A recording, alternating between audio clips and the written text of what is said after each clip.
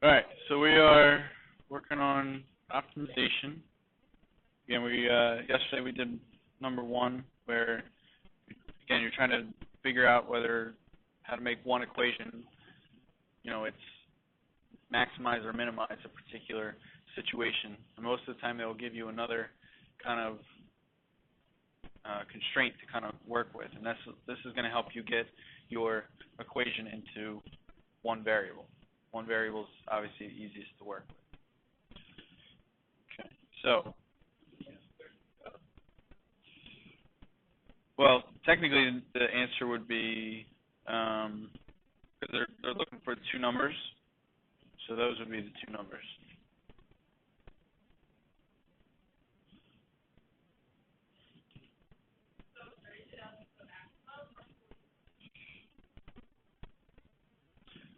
So this is like, if based off the conditions that they gave us, that you have to have 2 numbers that add up to be 60, and you're trying to come up with a product where the first number is square root of the second one.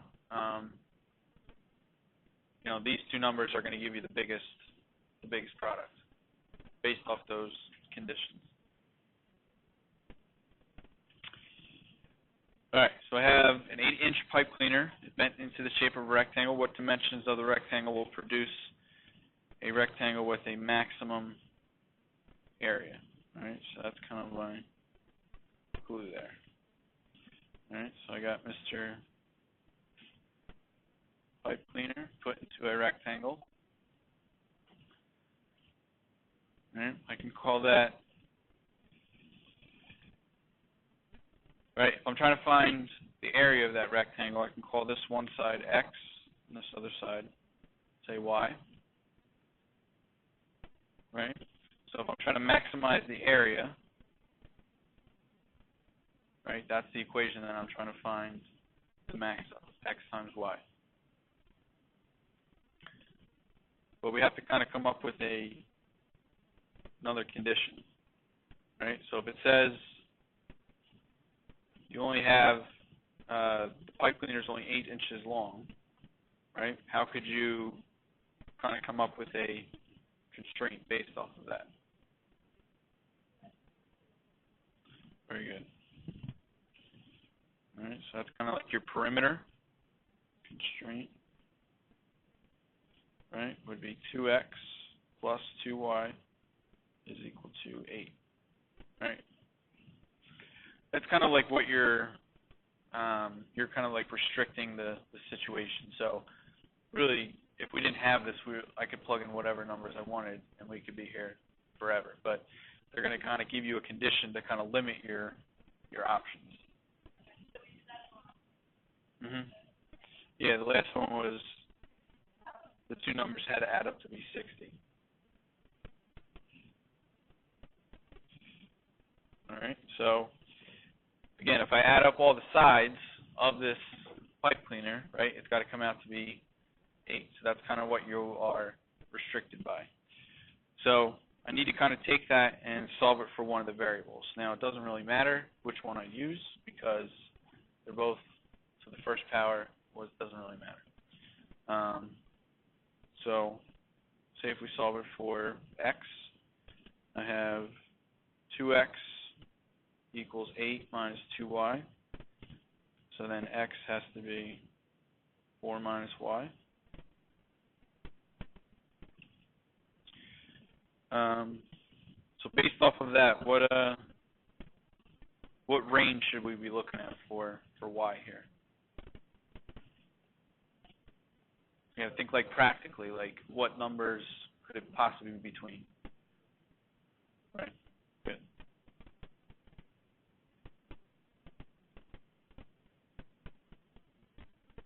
Right. So this is kind of that's the range that we're going to be kind of looking at, right? So, because if y was 0, right, that means that the width of the pipe cleaner or the rectangle would be 0 and it really wouldn't exist. But then if it was 4, then you wouldn't have a length, and it also wouldn't exist. So the range has to be somewhere in between those two numbers. All right, so what I can do is I can take that now, plug it back into my area equation, the one that I'm trying to maximize. So I have area is equal to 4 minus y times y. All right, now that I've done that, I've gotten rid of the x, so now I have just y's to work with, which is good. So my area equation to work with is now 4y minus y squared. All right, so anytime you are trying to figure out where something maximizes or minimizes, you need to come up with critical values, right? Because that's where it's either going to be at the highest point or the lowest point, and you get critical values by finding the derivative. So my area derivative would be 4 minus 2y, right? We're trying to see, you need to come up with critical values. So that means I need to do what with my derivative, right? Okay, so that's going to give me 2y is equal to 4, so y must be 2. All right, so my critical value would be 2. Obviously, because this is the only answer that I came up with, that has to be the answer. A lot of times they might ask you for justification. So like, why is that the answer? Okay, and what you can do is you can either do your sign test, right? You can test around 2, and you'll see that it'll be a max. Or, since it's kind of, we can easily come up with it, you can figure out the second derivative. We can do the second derivative test. So if I find the second derivative, right, that would be what? So again, we're taking the derivative of that. Right. Okay. So no matter what value I find as my critical value, right, my second derivative is always going to be negative, right? So if my second derivative is negative, that tells me that my equation is what?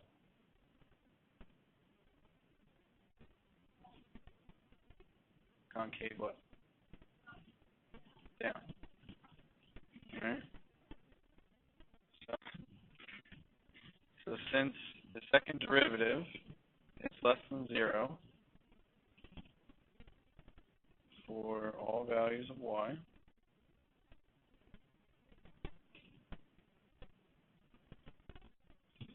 right? If we are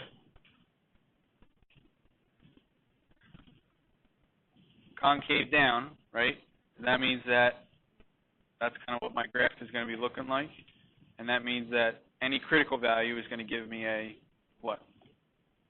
It's concave down. So it looks kind of like that. So any critical value is always going to be a what? Max, right? Since your second derivative is negative for all values of y, all critical values will be a max.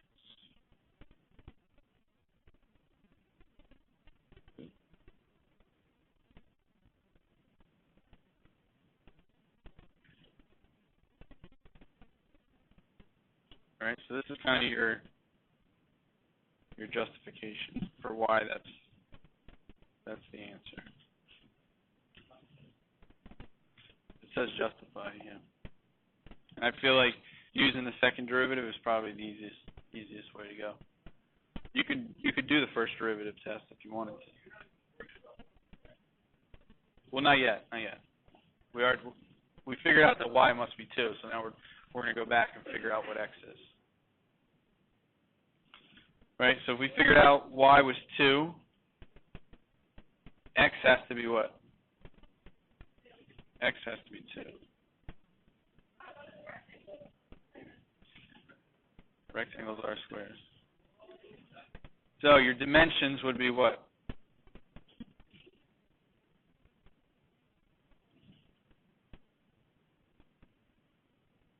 Always answer the question. So my units are in inches, so my dimensions must be 2 inches by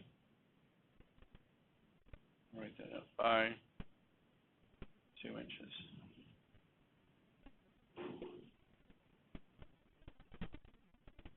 So that there would be your final answer. 2 inches by 2 inches.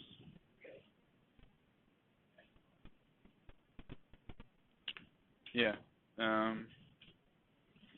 You always want to come up with, obviously you want to come up with the values, but then, based off of that, always answer the question.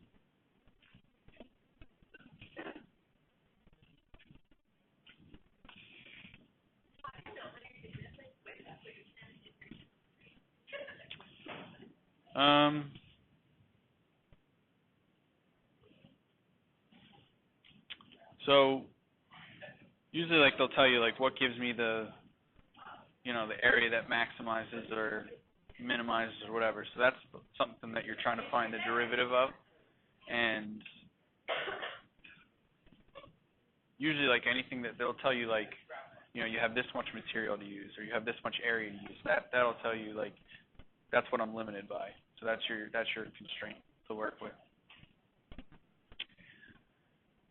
All right, so we have Porky Pig. So a pig farmer has 500 feet of fencing and wants to enclose a rectangular grazing area for the pigs that borders a straight river. He does not need any fence along the river. What dimensions of the grazing area will give the pigs the largest area for grazing? Okay, so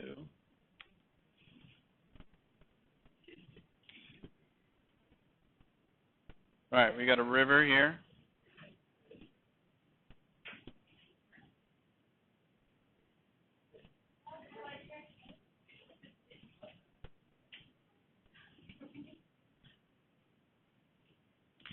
Right, and we have our rectangular grazing area that they're going to hang out in, right? So if I can call this, say, X,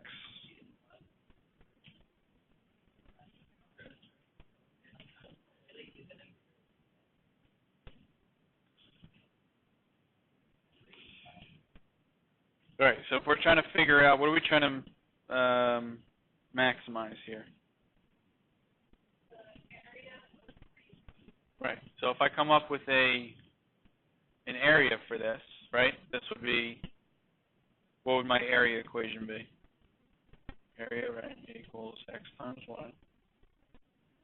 All right, so again, I have two variables. I want to get it down to 1. So I have to kind of come up with my constraint.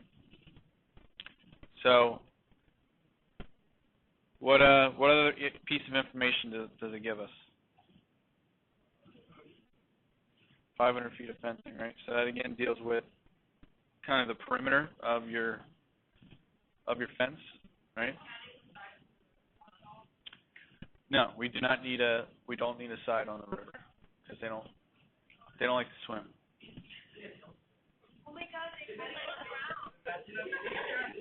They're very smart pigs. They know not to go in without a lifeguard.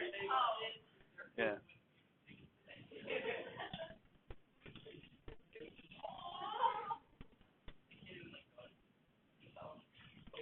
They know not to go in the water without a lifeguard. So.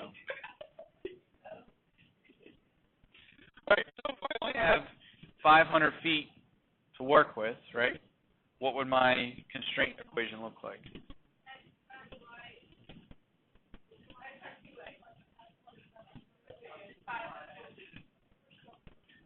So X plus 2Y is 500.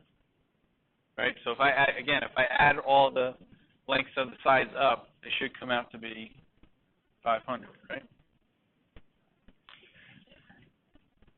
All right, so again, I want to look at what I'm trying to maximize here. So I'm trying to maximize area. Maximize area. And they're both really the same thing, X and Y. So it really doesn't matter which one I solve for. Based off of that, which one's probably easier to work with? X, right? So if I have X is equal to 500 minus 2Y. Now, what would your range be for Y? So which two numbers would it be in between?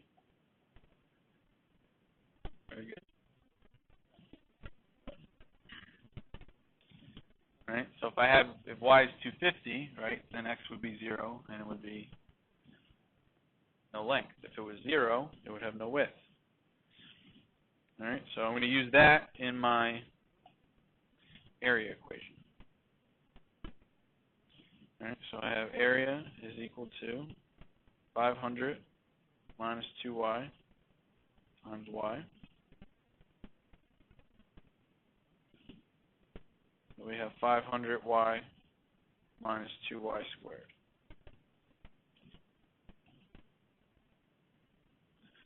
Right? You can think of it kind of as like this is a quadratic equation, right? And the leading coefficient for this one would be negative. So any critical value that I find when the slope is 0 is always going to be a max. So if I find my derivative, I get 500 minus 4y. I want to see where does that equal 0.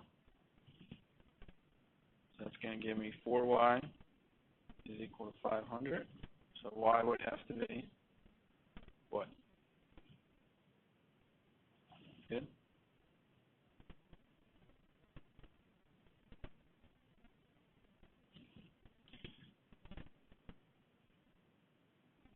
All right, so again, if I take the second derivative, right? Second derivative would be what? -4, right? So your area, right,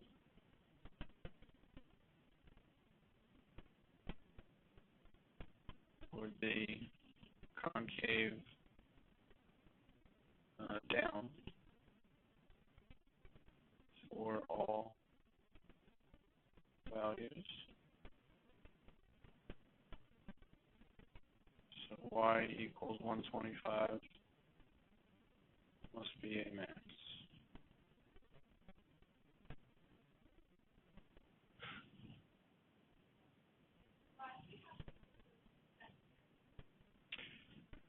So it's kind of like your justification of like, because right now we only came up with one answer, so obviously that must be the one. But sometimes you'll get two answers, and both of them might not work. So, right. Like say if we got like another answer, say like y equals 100, right? We really only want one answer. So if I plug like both of my critical values into my second derivative, right? One should give me like a relative max, and the other one should be a relative min, right? So not all the time. It just depends if the question, you know, largest area, highest area, whatever. That's going to be a max. Smallest area would be a min. So the question. So just remember from last section your second derivative tests.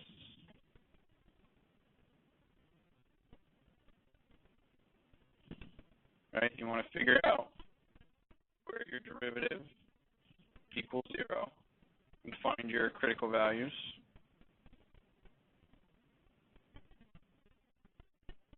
And then find your second derivative. And then if your second derivative is negative, that means it's concave down, and you have a relative max. And then if it is concave up, that means you have a relative min. So relative max, relative min.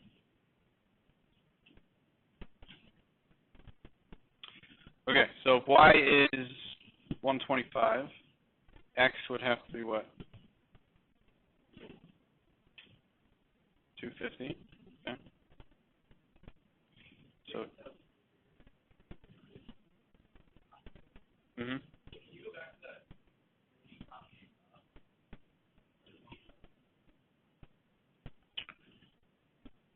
Yeah, if it's concave down, right, the graph is going to look something like that, right? It's going to be losing water, right? It's concave down. So that means that your critical value, which you found from the first derivative, so that point there would be a relative max, right? And then it's just the opposite. So if it's concave up, your graph will look something kind of like that, and your critical value, which would be right here, would be your relative min.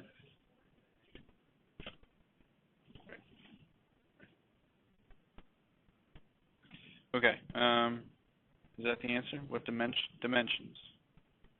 So your dimensions would be 250 feet by 125 feet. All right, so anything less or more than both of those dimensions, pigs are not going to have the largest area to work with.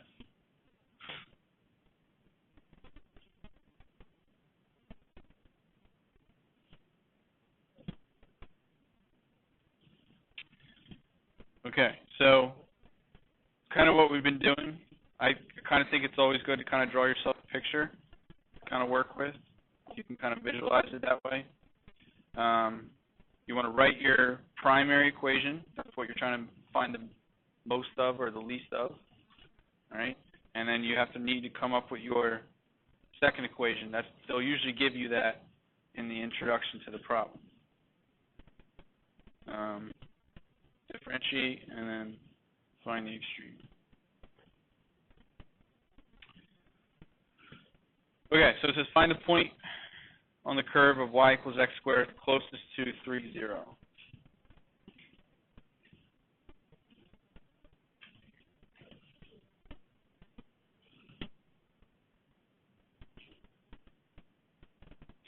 Okay, so we have y equals x squared. Is 3, 0 on that equation? No, right? So we have a point.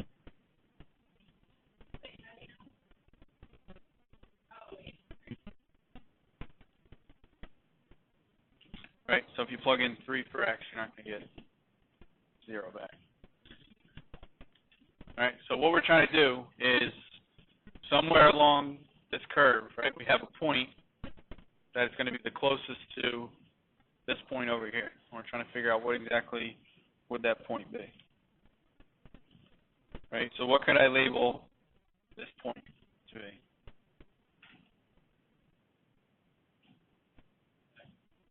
And it's the point, x and y. All right, now, what equation is going to help me figure out the shortest distance between those two points?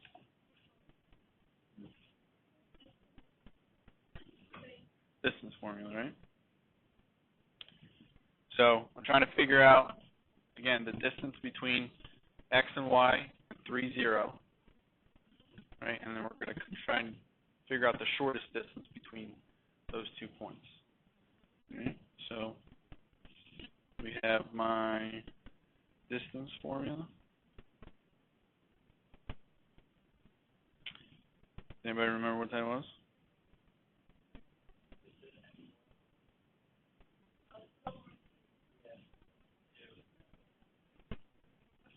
Or x minus 3 squared, right? So it's like x2 minus x1 squared plus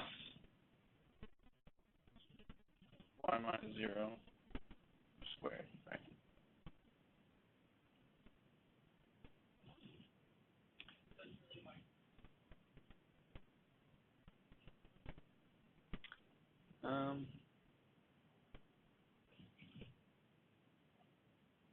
Well, it's the change in the x squared plus the change in the y squared. So, I mean, we could have done 3 minus x squared, but it'll be a little bit easier if you leave the variable first. Okay, so that leaves me with x minus 3 squared plus y squared, right? All right, we're in 2 variables here, right? But what do I know which variable can I replace? I'm going to replace it with what? X squared, right? So I have x minus 3 squared plus, I know y is x squared. So my distance equation now is going to be the square root of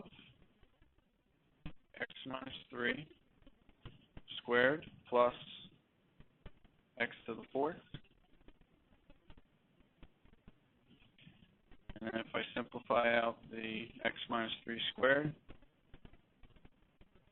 that'll give me x squared minus 6x plus 9. Okay, so this here is what we're trying to find the derivative for. So that'll give us the critical values. All right, so the derivative, right, if I have the square root, right, it's really the exponent would be 1/2, right? So when I find the derivative, it'll be 1/2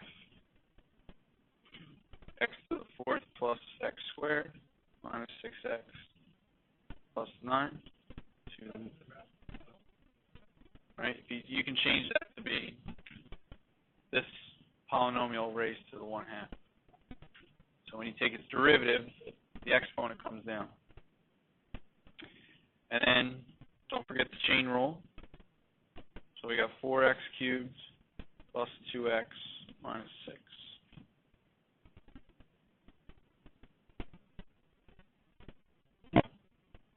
Okay, so I got 4x cubed plus 2x minus 6 over 2 times radical x to the 4th plus x squared minus 6x plus 9.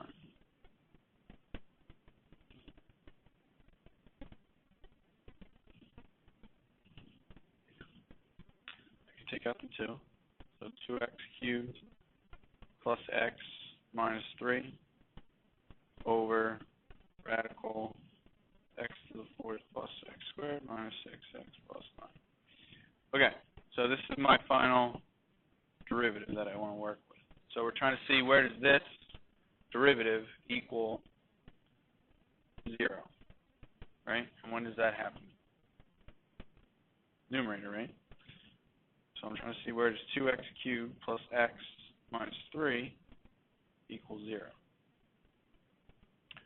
Okay, so can't really factor it, but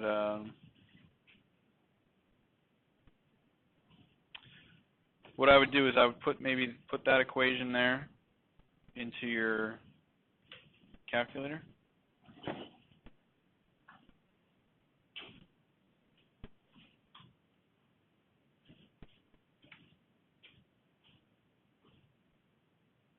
Right, so you're going to put that into y1, and you want to kind of see where does it equal 0, because that'll help us figure out a root.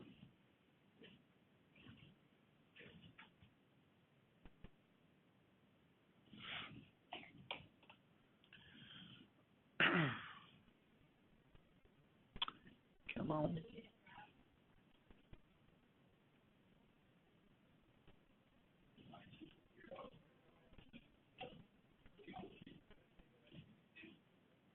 You hit zoom 6. All right, so I got 2x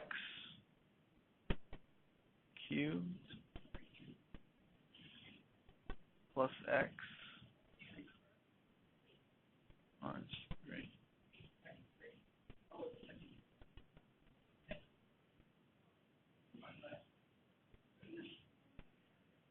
All right, so where do we clearly have a root at? X equals 1, right?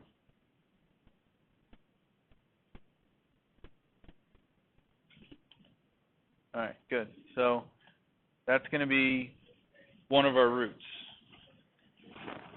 All right, we're seeing maybe we might have another one. So what I would do is you may have to use synthetic division. So we know that x equals 1 is a root, right? So I can put out on the outside.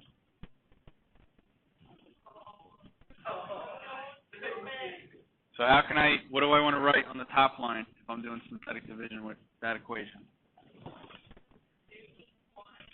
2, 0, 1, negative 3. Because that's where it crossed the x-axis at, right? So I want to see if I divide that equation by 1, right? What else am I left with? So I have 2, right? Bring down the 2. 1 times 2 is 2. 0 and 2 is 2. 1 and 2 is 2. 3, 3, 0.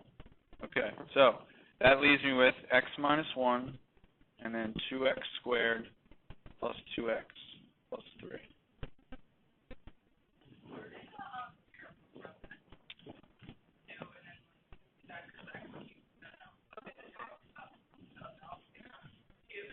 Oh, here? Yeah, so you don't have an x squared, but you have to kind of like, you have to account for every term. Okay, so we figured out that we have a root at 1.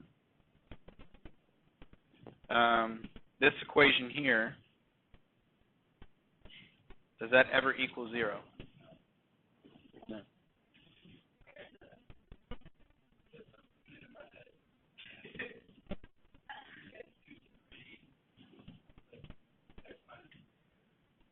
So it never equals 0.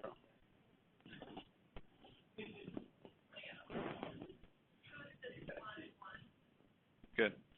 Right, x is 1, and then y must be, if you plug it back into your original here, y also has to be 1. So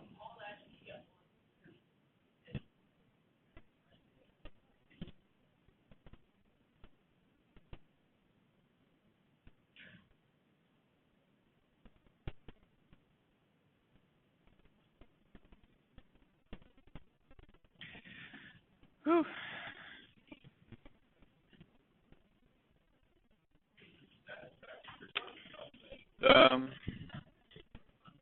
Again, since it's like really the only value that you found, I mean, it's obviously got to be the answer.